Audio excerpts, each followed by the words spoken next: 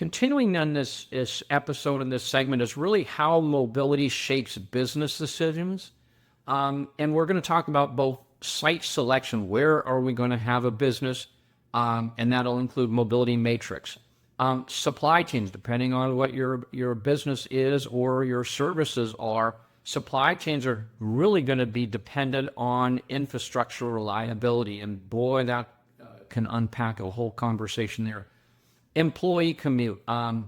There is not enough discussion around the future of mobility and positively impacting employee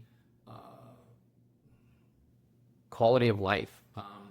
It's not just the 8 or 10 hours we spend at the office, it's the hour each way getting there and the reliability and how do you feel when you arrive at your work location. And then certainly accessibility overall affects just the customer reach.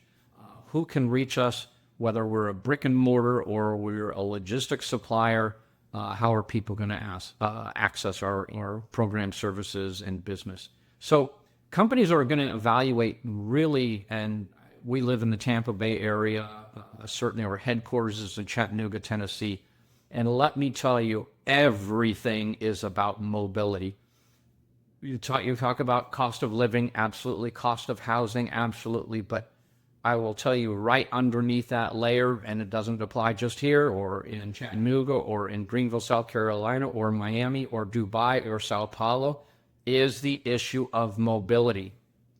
So as we continue to flip to the business side of this, when companies decide where they're going to expand or locate, mobility is no longer the secondary factor. It is literally central.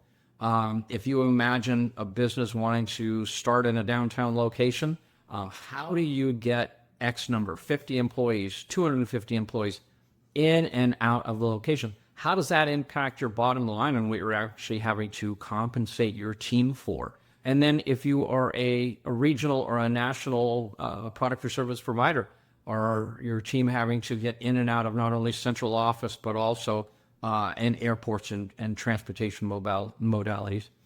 But think about it for a second. If your employees can't get to work efficiently, and there are HR studies that say that major corporations will not hold meetings, and these are major global corporations, will not hold meetings at certain times because of a lack of reliability of employees being in the office or even in a remote location.